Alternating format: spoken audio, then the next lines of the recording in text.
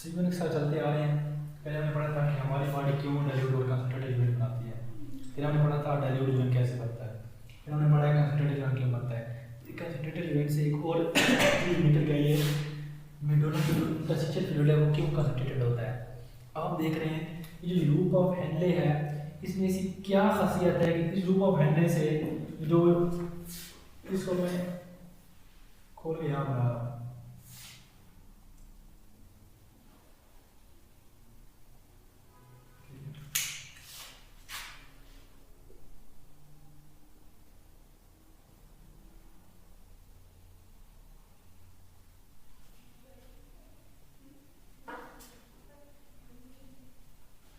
अब देखिए ये नेफ्रॉन है, ये नेफ्रॉन डीप जा रहा है किसमें, रेनल पैरामीटर में, ठीक है, मेडुला रीजन में। तो इस लूप ऑफ हेनले में ऐसी क्या कैरेक्टरिस्टिक्स हैं कि जो मेडुला का रीजन है इसका जो इंटरस्टिशियल फ्लूइड है वो क्यों हाइपरवास्कुलर होता है। हम इसको खोलने जा रहे हैं मजीद, ठीक है। अब देखिए step by step. Step 1,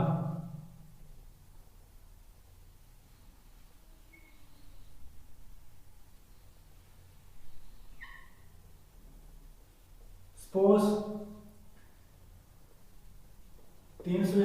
300 milliosmol interstitial fluid की ऑस्मोलिटी है और 300 मिलियोस्मोल ही सपोज करें कि क्या आ रहा है हमारे पास,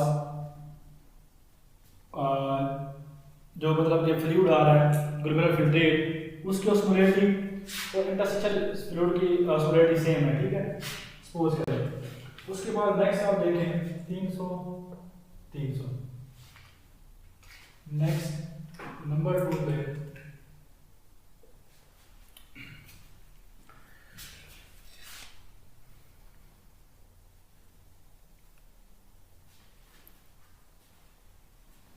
number 1, assume the loop of Henle contains the same fluid osmolality of the fluid which is present in the proximal tubule, which is present in the proximal tubule, ठीक है, ये हम इसको assume कर रहे हैं। अच्छा नंबर 2 पे देखें आप लोग,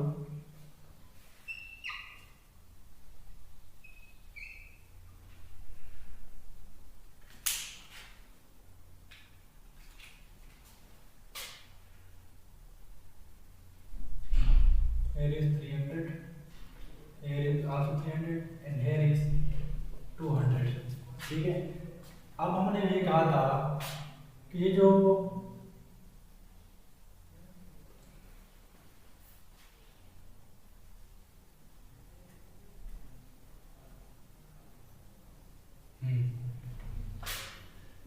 देखें हमने ये बोला था कि जो डिसेंडिंग लूप ऑफ हेनले है ये इम्परमिएबल है टू वाटर और परमिएबल है टू सॉल्यूट।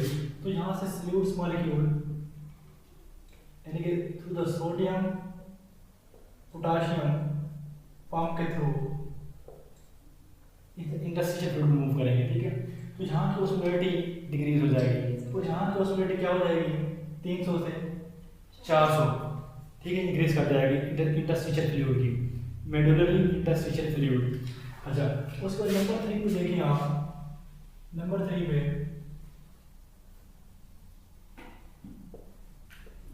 यहाँ पे 300, यहाँ पे 200, यहाँ पे 400। आपने एक और कैरेक्टरिस्टिक देखी थी, ये जो डिसेंडिंग लूप ऑफ हेनले है ये वाटर के लिए परमिएबल है और फ्लूइड्स के लिए इम्परमिएबल है। तो ये बहुत जल्द ही अपने इंटरस्टिशियल फ्लूइड की जो ऑस्मोलिटी है वो अटेन कर लेती है, ठीक है। मीन अगर इधर 400 इधर भी 400, इधर 1000 है इधर भी 1000, इधर 1200 इधर भी 1200, अगर इधर जो है 400 हो गया इधर भी अब 400 हो जाएगा डिसेंडिंग लूप ऑफ हेनले। कैसे, वाटर जो है अंदर मूव करेगा, जब वाटर अंदर मूव करेगा वाटर अंदर मूव नहीं करेगा। यहाँ पे तो सॉल्यूट्स हैं। एक मिनट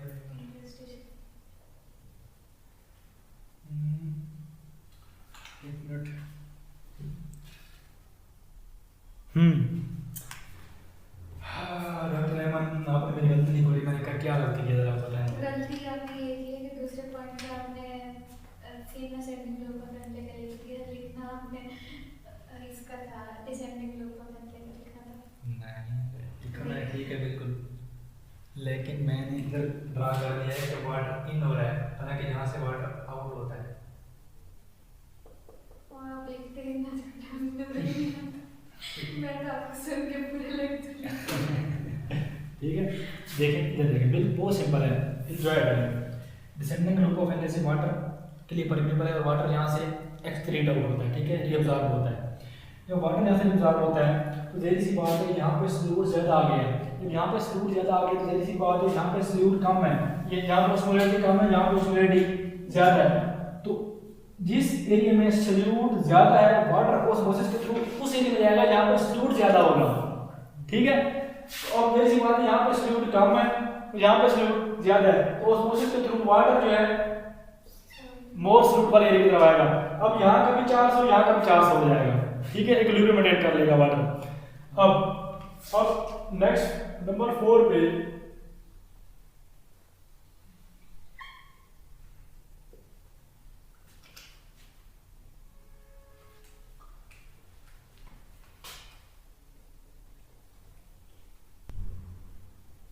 तीन सौ 400 और यहाँ पे जो हाइपर osmolar fluid है, due to the addition of more solute, sorry, due to the flow of more solution, the hyperosmolar solute will move in the loop of Henle, and here also become 400 milliosmolar per liter, and here 200, okay, और यहाँ पे 400। अच्छा, इसके नतीजे में क्या होगा, इसके नतीजे में ये होगा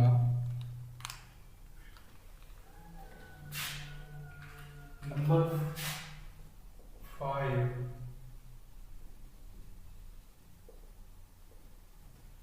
यहाँ पे हमारे पास हो गया है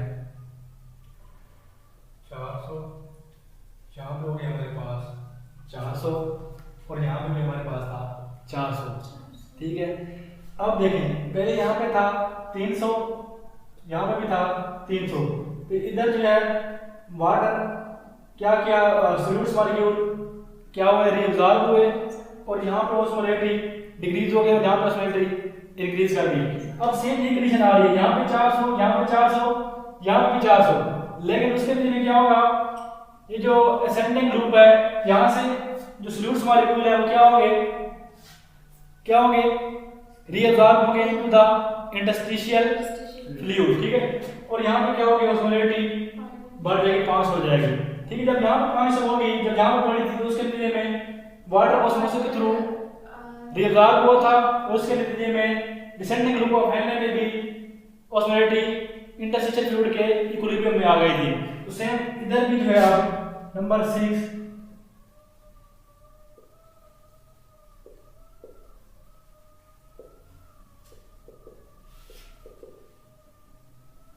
300 दोबारा ये रूल आ गई, ठीक है। क्या होगा, यहाँ से दोबारा वाटर ऑस्मोसिस के थ्रू मूव करेगा, ठीक हो गया। तो ये वाला प्रोसेस जो है ऑलमोस्ट 4 to 6 टाइम रिपीट होगा, ठीक है। तो रिपीट होगा तो उसके नतीजे में क्या होगा, इंटरस्टिशियम है 1200 से 1400 मिली ऑस्मोल पर लिटर तक कंसंट्रेट कर जाएगा, ठीक है। तो इधर भी जो फ्लूइड है वो भी 1200 से 1400 मिली ऑस्मोल पर लिटर तक कंसंट्रेट कर जाएगा, ठीक हो गया। Suhail, are you getting me, समझ आ रही है? आपने यहाँ पे क्वेश्चन क्या बताया था कि ये जो 6 स्टेप आपने बताए हैं, मेन क्वेश्चन क्या है? मेन क्वेश्चन इसके लिए है ये जो मेडुला का एक जो इंटरस्टिशियल फ्लूइड है ये कैसे हाइपरस्मोलर होता है, कैसे ये जो है, ये देखिए कैसे ये जो लूप ऑफ Henle जब डीप जाती है मेडुला के अंदर, कैसे ये 400 से 1200 मिलीमोल तक कंसंट्रेट हो जाता है जहाँ पे solution. So this is the process, exact mechanism that how in the medulla region the interstitial fluid osmolarity increases from 600 to 1200 milliosmol per liter, ठीक हो गया। ओके, मैं करता हूँ कोई मसला नहीं, मैं पढ़ रहा था मैकेनिज्म फॉर फार्मिंग जनरेटर जुलाई, ठीक है। उसमें एक पॉइंट था कि जब कंसंट्रेटेड यूनिट बनता है तो उसमें एक पॉइंट है हाइपरऑस्मोलर मेडुलरी इंटरस्टिशियल फ्लूइड। जो इंटरस्टिशियल फ्लूइड है मेडुलर रीजन का, जो इंटरस्टिशियल फ्लूइड है ये कैसे हाइपरऑस्मोलर होता है, ठीक है, ये होता है काउंटर करंट मेट्रिकुलर सिस्टम के थ्रू, ठीक है। फिर उसका जो एग्जैक्ट मैकेनिज्म है कि कैसे एग्जैक्ट मैकेनिज्म के थ्रू ये जो है सॉल्यूशन जो है मेडुलर जो इंटरस्टिशियल फ्लूइड है ये इसकी ऑस्मोलरिटी 600 से 1200 मिलीओस्मोल पर लीटर तक जो है इंक्रीज कर रही है। तो इसके लिए 6% एग्जैक्ट मैकेनिज्म है, ठीक है। सपोज करें कि जो प्रॉक्सिमल ट्यूब्यूल्स है वहां से जो फ्लूइड की ऑस्मोलरिटी आ रही है सेम वही ऑस्मोलरिटी लूप ऑफ हेनले में आ रही है, ठीक है, डिसेंडिंग लूप ऑफ हेनले में। और जो इंटरस्टिशियल फ्लूइड है वो 300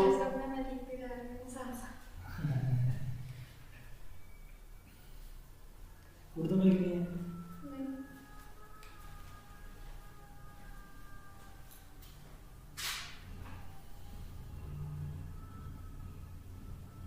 Okay. Suppose the loop of Henle gets the same osmolarity of the fluid which is coming from the proximal tubules. Okay. So in this case, the interstitial fluid and the tubular fluid osmolarity is same. And now, due to the sodium potassium pump in the thick descending loop of Henle, now sodium potassium pump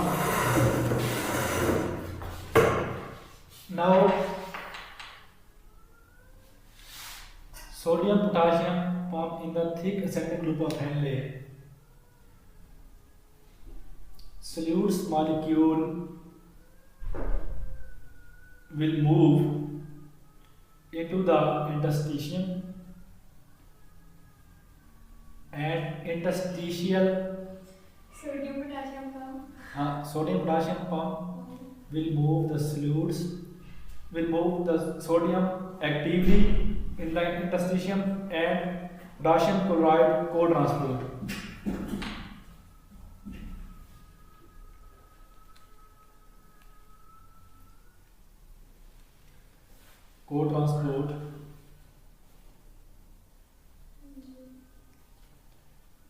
Co-transport in the interstitium.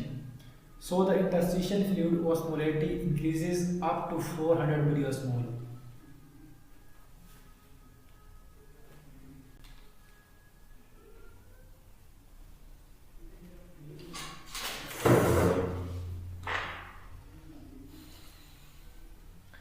In the third step,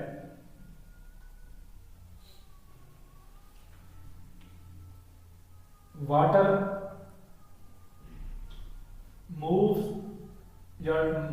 diffuse through osmosis from the descending loop of Henle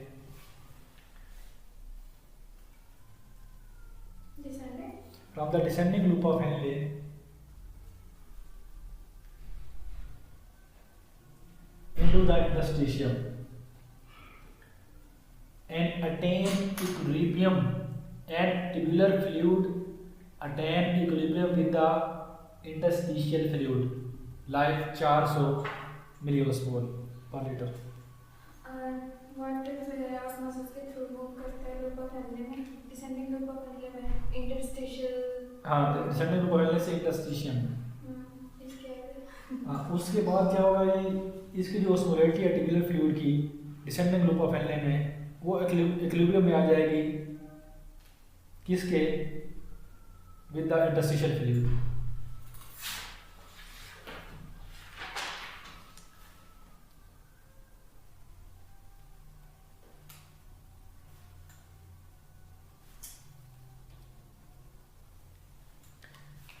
web समझ आ रही है ना? घर जाके पढ़ना तो बिल्कुल क्लियर हो जाएगा आपको ये चैप्टर में, है ना। Number 4 is the more fluid flow from the proximal tubules into the descending loop of Henle,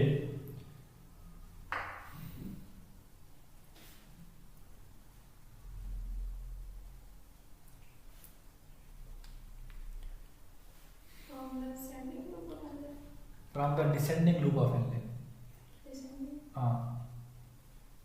then the hyperosmolar fluid from the descending loop of Henle will move into the ascending loop of Henle, where the osmolarity increases up to 400 millismol.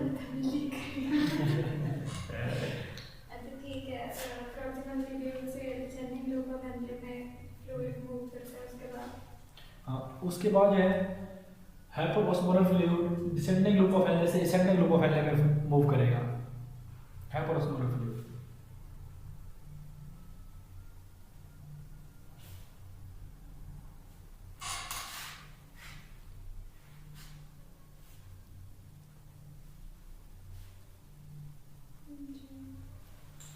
Number 5. Now again, solutes will move from the ascending loop of Henle into the interstitium, medullary interstitium.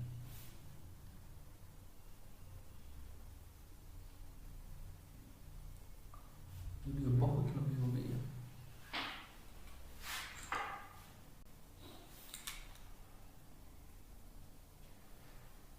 And the interstitial fluid osmolarity increases up to 500 milliosmol. At that point, water will move again by osmosis from the descending loop of Henle,